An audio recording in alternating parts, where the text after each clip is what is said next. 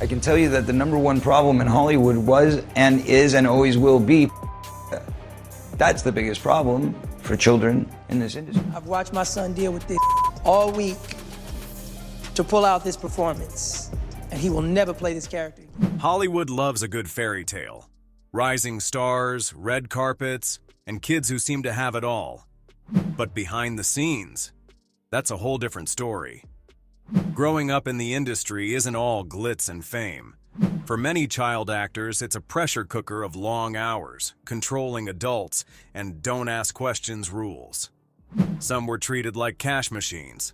Others faced situations that no kid should ever deal with. And let's not forget the weird, unspoken Hollywood traditions that raise more than a few eyebrows. Over the years, former child stars have come forward, spilling stories that make you question everything you thought you knew about show business. Turns out, the Hollywood dream isn't so dreamy when you're living it as a kid. So what really goes on behind the scenes? Let's just say, it's not all autograph signings and free snacks at craft services. Jaleel White. Jaleel White will always be remembered as Steve Urkel, the lovable, nerdy, suspender-wearing character who had everyone saying, "Did I do that?" But while we were busy laughing at his antics on Family Matters, White was dealing with the not-so-funny realities of being a child star. One moment he was playing Urkel, America's favorite geek. The next, he was being pressured into wearing a dress for laughs. White has spoken openly about how uncomfortable the experience was, revealing that it left him in tears. I did run into an issue. Joe Marie and Reggie at that time were very sensitive to putting black men in dresses. And they heaped that on me. And not just a few sniffles, he broke down after filming. "I cried like a baby at the end of that taping," White admitted. "I just broke and I just cried. I mean, that evening I felt like a girl. I felt like a girl playing Myrtle Lurk. But I cried like a baby at the end of that tape. I just broke, and I just cried. So what was the deal? Why was a teenage Jaleel White suddenly being dressed as a woman? Well, Hollywood has a long and weird history of putting black male actors in dresses for comedic effect, something Dave Chappelle has called out multiple times.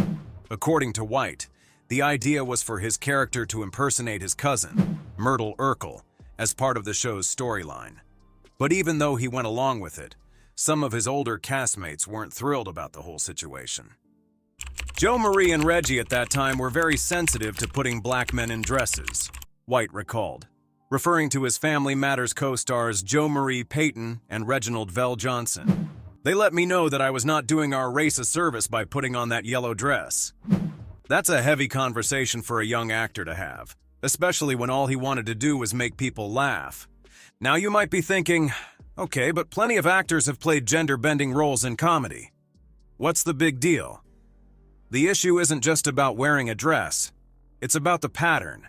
From Flip Wilson's Geraldine to Martin Lawrence's Big Mama to Tyler Perry's Medea, there's been a long-standing trend in Hollywood of dressing black male actors as women for laughs. And while some may see it as harmless comedy, others argue that it's a subtle way of undermining their masculinity and boxing them into roles that fit Hollywood's expectations. Dave Chappelle has spoken about this exact issue, sharing his own experience of being asked to wear a dress in a movie with Martin Lawrence. "I walk in the trailer, and there's this dress," Chappelle said. "They come in, 'Dave, listen, we got this hilarious scene. Martin's sneaking out of jail, so he disguises you as a prostitute. You put this dress on." Chappelle refused, saying, So I walk in the trailer. I'm like, man, this must be the wrong trailer because there's a dress in here. They come in. The writer comes in. I think he's the writer. He's like, "Dave, listen, we got this hilarious scene where Martin's sneaking out of jail. So he disguises you as a prostitute. And he put this dress on." That should have been a discussion. But instead of taking no for an answer, the production team pushed back, telling him, "All the greats have done it." Chappelle's response? "If all the greats have done it, then it's kinda hacky, right?" All the greats have done it. So, well, if all the greats have done it, it's kind of hacky, right? You're right. So why don't we just not do it? Because I don't feel comfortable wearing a dress. White, on the other hand, didn't have the same power to say no. He was a teenager, still trying to navigate his place in the industry. And let's be real, saying no to producers when you're a kid actor is a whole different ballgame. White ultimately played the role, delivering yet another fan-favorite performance. But behind the scenes, the experience left a mark. Looking back, White acknowledges that being a child star came with a lot of strange pressures. Everybody has a default. Do you crumble? Do you wilt under pressure? Do you rise? Do you surprise yourself? He said. For him, the instinct was to push through and perform. But that didn't mean it was easy. Dustin Diamond. While Jaleel White faced pressure to play up Hollywood's comedy tropes, Dustin Diamond's experience as a child star took a much darker turn. If you need someone to show you around the school, I'd be happy to. I could show you the lunch bar, Shut up. Or I could do... Best known for playing the dorky yet lovable Screech on Saved by the Bell, Diamond didn't just struggle with life after fame. He felt like Hollywood used him and tossed him aside. And he didn't hold back when talking about it in his memoir, Behind the Bell. The industry and other celebrities can say whatever they want. They want to hide all their skeletons. They don't want anything to be known. But the public can say whatever they want. I don't think you should write this book. But who was sleeping with who? I want to know. And they'll flip through. I mean, like, you know, people can try to shy away from it all they want. But if gossip weren't... Diamond pulled back the curtain on what really went down behind the scenes of the beloved 90s sitcom. And let's just say, it wasn't all high school hijinks and innocent fun. In fact, he claimed that being part of the show was more isolating than anything. I was Screech, a freak, an outsider, he wrote. The laughs on the show came at my expense. While audiences saw a goofy, carefree nerd, Diamond felt like he was the odd one out both on and off screen. And once the show ended, things only got worse. Unlike his co-stars who moved on to more roles, Diamond found himself typecast. Hollywood didn't want Dustin Diamond. They only wanted Screech. And when he didn't fit into that mold anymore, the industry had no use for him. People thought I was Screech, and they didn't want Screech anymore, he admitted. But the struggles weren't just professional, they were personal too. Diamond revealed that he faced financial problems, legal trouble, and a growing resentment toward the very industry that had made him famous. He talked about feeling exploited, like he was never really given a choice in his career. I was a kid. I did what I was told. Then when it was over, I was just supposed to figure it all out. The pressure of trying to stay relevant and financially stable led Diamond down a rough road. He made choices that he later regretted, like starring in a controversial adult film in a desperate attempt to cash in on his fame. But even that backfired, with Diamond later revealing that he used a stunt double for explicit scenes, and that he had only agreed to do the project because he was struggling to pay the bills. Things got even worse when he found himself in legal trouble. In 2014, he was arrested after a bar fight in Wisconsin, where he was accused of pulling a knife on someone. Diamond later explained that he wasn't trying to hurt anyone. He was just trying to protect himself and his fiancée. But by then, the damage to his reputation was done. The headlines didn't say Dustin Diamond defended himself. They said Screech was arrested for an incident. Through it all, Diamond maintained that Hollywood had set him up for failure. Child stars are thrown into fame before they even know who they are, and once the spotlight fades, they're left to pick up the pieces, usually without much support. Nobody prepares you for life after, he wrote. One day you're on top of the world. The next, you're nothing. Unfortunately, Diamond's story didn't have a happy ending. In 2021, he was diagnosed with stage 4 lung cancer, and within weeks, he was gone. He was just 44 years old. His former co-stars expressed their sadness, but the reality was clear. Diamond had spent most of his life feeling like an outsider, even among those he had grown up with on set. While fans remembered Screech as the goofy best friend, Diamond himself saw something very different in his reflection. A child actor who was never really allowed to grow up. Jennette McCurdy. If you thought child star struggles couldn't get any worse, Jennette McCurdy's story takes things to a whole new level. The former iCarly and Sam and Cat star didn't just share her Hollywood horror stories. She torched the whole illusion with her bombshell memoir, I'm Glad My Mom Died. That title alone?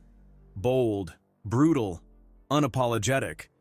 And once people read the book, it became clear. This wasn't just another tell-all. This was an expose. Jennette revealed that acting was never her dream. It was her mother's. My mom had always dreamed of being a star, and when that didn't happen for her, she decided I would be the one to make it, she wrote. Stardom was never your dream. Whose dream was it? My mom's. I think she wanted me to have a better life than she had, but I also think her approach was very unhealthy and informed by her own lack of self-work. No pressure, right? From the age of 6, Jennette's life was auditions, callbacks, and keeping her mom happy. And by happy, she meant completely controlling every single aspect of her existence. Her mom micromanaged everything, down to how much she ate. Jennette shared that her mother taught her calorie restriction at just 11 years old, because nothing says healthy childhood, like your own mother encouraging an eating disorder. She said it was just eating clean, but really it was just an eating disorder, Jennette recalled. The goal? Keep her looking younger so she could book more child roles, and it worked. But at what cost? Then there was what Jennette called the creator. She never named names, but let's be real. Fans quickly put 2 and 2 together and assumed she was talking about Nickelodeon's golden boy, Dan Schneider. He reaches out and places his hand on my knee. I get goosebumps. You're cold, he says, concerned. I don't think that's why I got the goosebumps, but I agree. It's always best to agree with the creator. He pats my shoulders and then the pat turns into a massage. I want to say something, to tell him to stop, but I'm so scared of offending him. Come on, take a sip. No thanks. Come on. I've never had alcohol before, and I'm only 18. Couldn't I get in trouble? The Victorious kids get drunk together all the time. The iCarly kids are so wholesome. We need to give you guys a little edge. According to Jennette, this powerful figure behind iCarly and Sam and Cat made things deeply uncomfortable on set.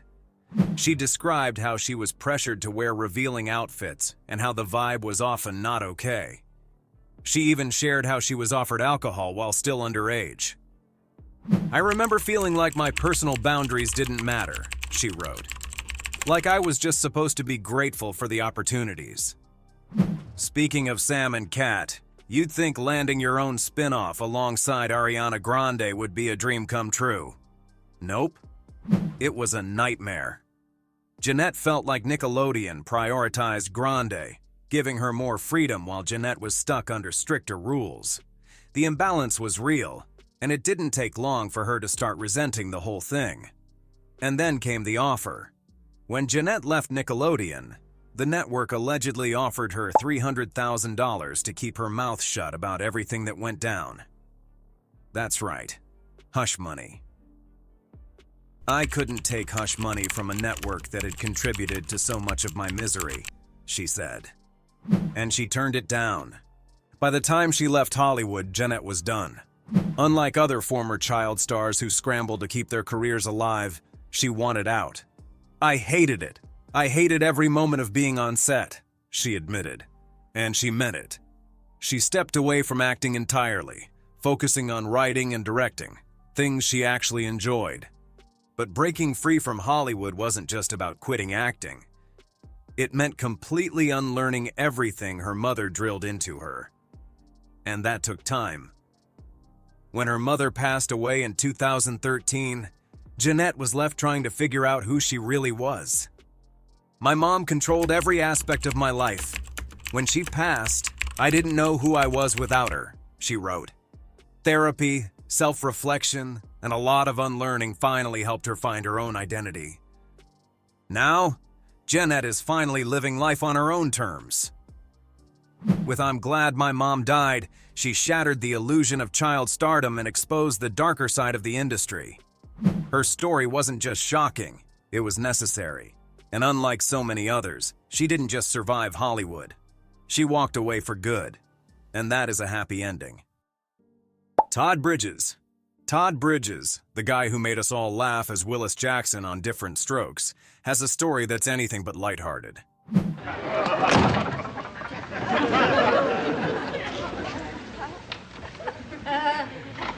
hope you could teach me, Willis. He may have been the cool big brother on TV, but behind the scenes, his life was filled with struggles that no child should have to face. Born in San Francisco in 1965, Todd's Hollywood journey began at a young age, and different strokes made him a star. When I told my father and mother about it, my father took his side. And that just destroyed me as a child because the guy who was supposed to protect me didn't protect me.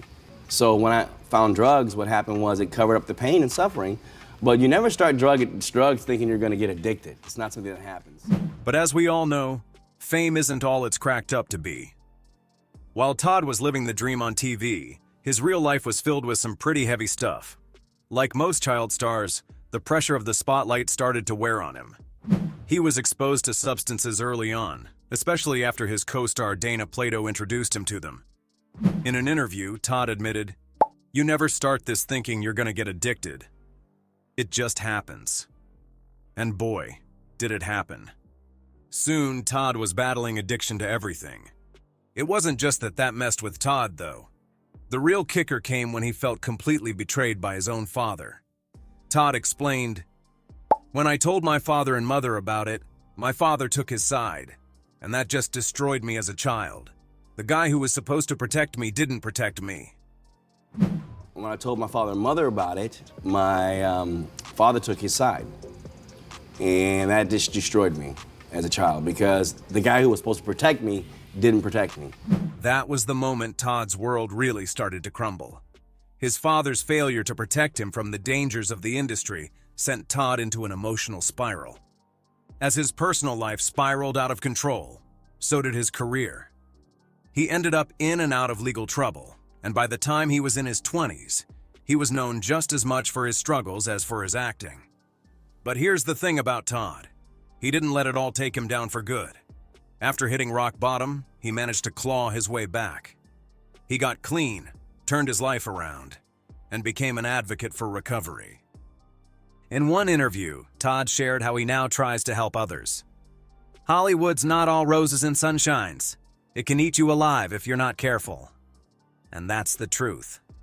Todd's story is a reminder of how tough the industry can be on young stars. But what's really inspiring is how he's used his painful past to help others. He's open about his struggles, hoping that sharing his story will help young actors avoid the same pitfalls. And hey, it's not all doom and gloom. Todd's found redemption and is living a much healthier life these days. He's sober, speaks out about the importance of mental health, and even helps others who are battling addiction. After everything he's been through, Todd's still standing, and that's something to celebrate. So next time you watch Different Strokes and hear Willis's iconic lines, remember, there's a lot more to Todd Bridges than meets the eye. His life's a mix of heartbreak, struggle, and ultimately resilience. As he's said himself, it's not about how many times you fall, it's about how many times you get back up. And Todd has gotten up more times than we can count. Corey Feldman. Corey Feldman's life, much like his childhood acting career, reads like a dramatic roller coaster of fame, betrayal, and eventually, a quest for justice. Saying that there are people that were the people that did this to both me and Corey that are still working, they're still out there, and they're some of the richest, most powerful people in this business. And they are. And they do not want me saying what I'm saying right now. Are you saying that they're Yes. and that they're still in this business? Yes. If you grew up in the 80s and 90s, you know Corey as the kid with the big smile and even bigger hair, starring in iconic films like The Goonies and Stand By Me. But as we know with many child stars, fame is a double-edged sword. And for Corey, that sword came with deep scars. In a raw and emotional interview with Barbara Walters in 2013, Corey opened up about his darkest experiences in Hollywood, pulling back the curtain on the industry's ugly secrets. There are a lot of parents out here who want to put their kids in this business. Their kids are cute, they're great actors, What would you say to a parent who just has the best of intentions who's coming here with their child? If you're saying that there's a lot of in this industry. It's a many-feathered bird. Corey's battle started early in his career, and he wasn't shy about addressing the hidden dangers lurking in Hollywood. One of the most shocking revelations in the interview was his claim that as a child star, He was hurt by powerful people in the industry. "There are a lot of people who did horrible things to me," Corey said, clearly emotional. "And they're still in power, and they're still out there, and they still work in Hollywood." His words hit like a punch to the gut, revealing a harsh reality that many are unwilling to acknowledge. But it wasn't just that made Feldman's story one of survival. It was the way the industry, his agents, his friends, and the media handled it. Corey was quick to point out that these incidents weren't isolated, but systemic. He bravely spoke about how the predators who exploited him and others have managed to stay in the industry and continue their harmful ways. "The people who did this to me are still working," he said, adding that his experiences were not unique to him, but a pattern that continues to affect young actors in Hollywood. Perhaps one of the most chilling parts of the interview was when Corey was asked about his past struggles with substances and alcohol. He explained how, at a young age, he turned to substances as a way to cope with the trauma of his childhood. "I was drinking and partying at 14, just to try to numb the pain," he revealed. It wasn't just the trauma that led Corey down that dark path. It was the pressure of being a child star.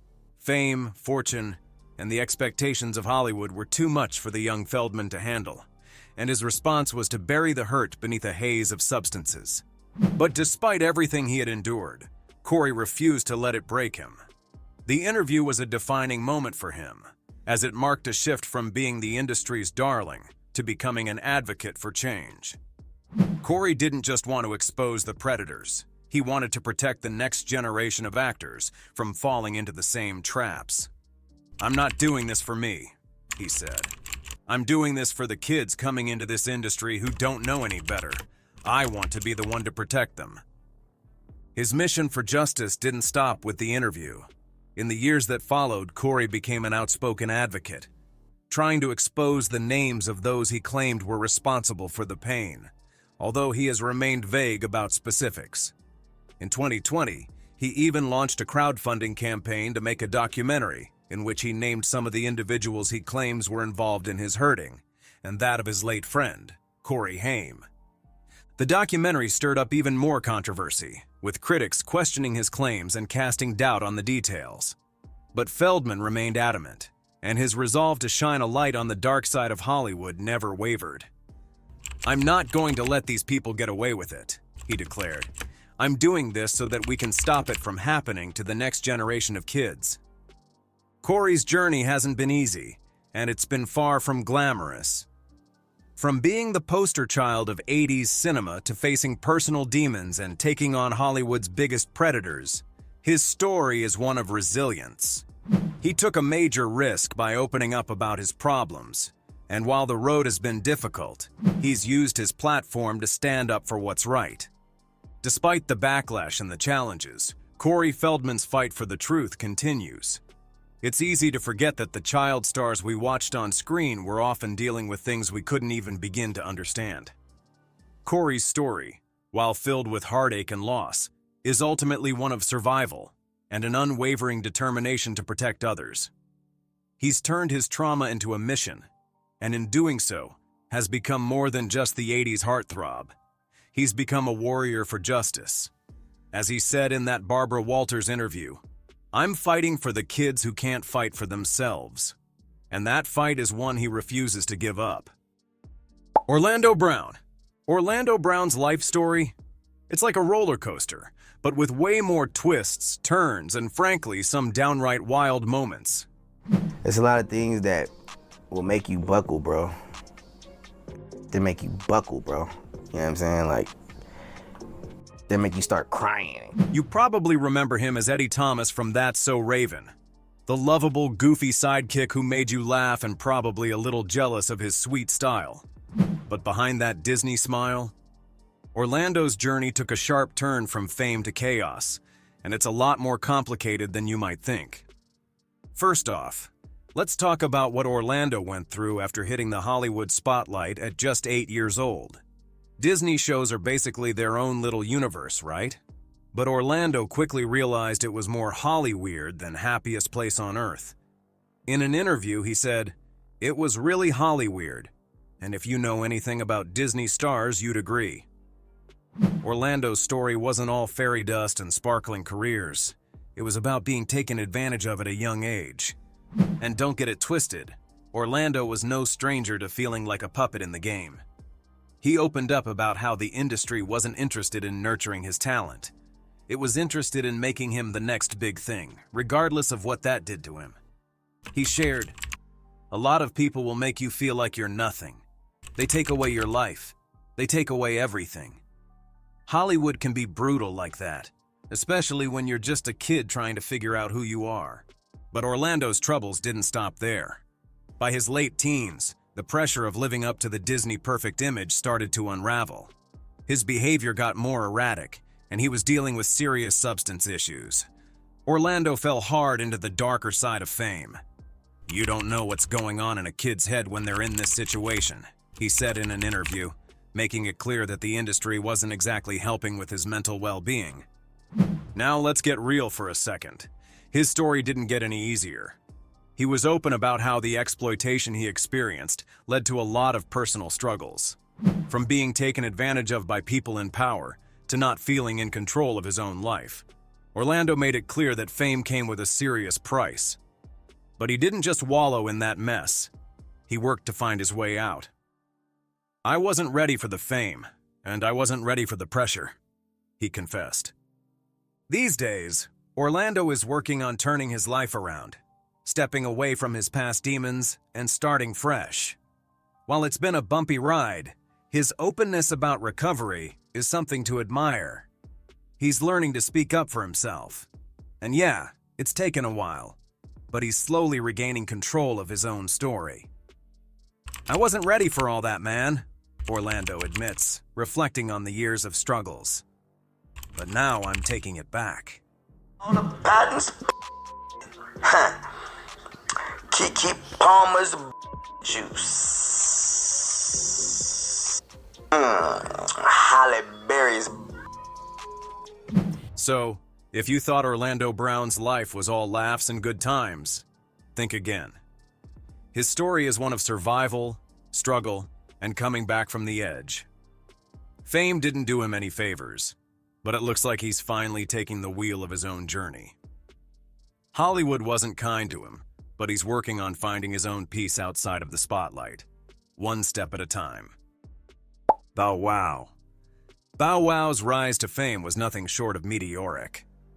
He was just a kid, 13 years old, when he hit the scene with his debut album Beware of Dog, and suddenly, everyone knew his name.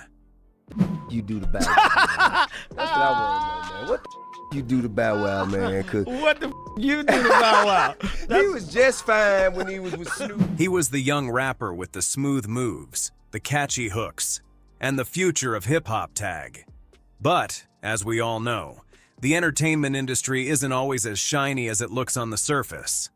For him, the fame, fortune, and glitz came with a price, an emotional and mental toll that took years to unpack.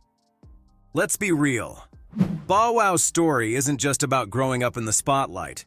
It's about the weight that comes with having the world watch you as a young star. Imagine being a preteen with millions of fans, and then being told you have to keep up this perfect image. It's like being in a pressure cooker with no way out. "I was a kid with a big responsibility. It wasn't fun," Bow Wow said, straight up acknowledging the dark side of his early career. And, yeah, it makes sense. How could a kid, no matter how talented, handle the constant pressure and scrutiny that comes with being a public figure? It wasn't just the media attention or the constant need to perform that took a toll on him. It was also the exploitation that came with being a cash cow for record labels in Hollywood. From a young age, he was pushed to sell records, land roles in movies, and maintain a clean-cut, family-friendly image. But underneath all that, he was struggling. He was pressured to live up to impossible standards, and in some ways, his own childhood was lost to the business. "I don't know what it's like to be a regular kid, and I can't say I ever will," he admitted. As he grew older, the pressures only got worse. The weight of expectation, the constant comparisons, and the feeling of being trapped by his own fame started to eat at him.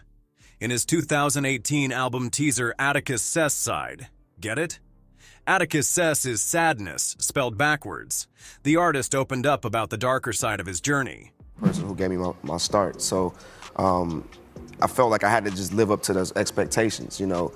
And then Jermaine Dupri working with me, it was kind of like I had no choice but to succeed and hit it big. There's so much pressure when people are expecting you to be perfect all the time. There's no room for failure, he said, revealing that the industry's expectations weighed heavily on his mental health. And let's not forget how he became a figure of scrutiny for his relationship with Jermaine Dupri, who helped launch his career. As he reflected, "I felt like I had no choice but to succeed. Jermaine had made me a star, and the pressure was on to keep that momentum going." Now, when someone like Jermaine Dupri, one of the biggest names in hip-hop, gives you a shot, that's a lot of responsibility. But Bow Wow felt it wasn't just about making hits. It was about keeping a reputation intact. And sometimes, that meant doing things he wasn't fully comfortable with. He also dealt with the pressures of his personal life being public. His relationships, his growing pains, everything was on display for the world to judge. It wasn't just about music anymore. It was about creating this persona that the public could digest. That kind of pressure can drive anyone crazy, let alone a young kid growing up in a harsh industry. "I wasn't able to live a normal life. I couldn't go anywhere without people watching me," Bow Wow shared. But here's the thing. He's not the only one who's felt this way. The entertainment industry has a long history of exploiting young stars, and Bow Wow was no exception. He may have had the world at his feet, but behind the scenes, it was a struggle to hold it all together. Through the ups and downs, Bow Wow's story is one of resilience, learning how to break free from the chains of exploitation and find peace with his own identity. These days, Bow Wow's been more open about his past and his journey to reclaim his life. He's had his fair share of struggles, but he's still standing. And while the industry tried to mold him into what it wanted, he's learning to take control of his own narrative, one step at a time. So, after hearing all these shocking stories, do you think Hollywood is finally ready to change its ways? Or will these child actors' painful experiences keep getting swept under the rug? Share your thoughts in the comments down below. Thanks for tuning in, and be sure to check out these other videos we've selected just for you. Catch you in the next one.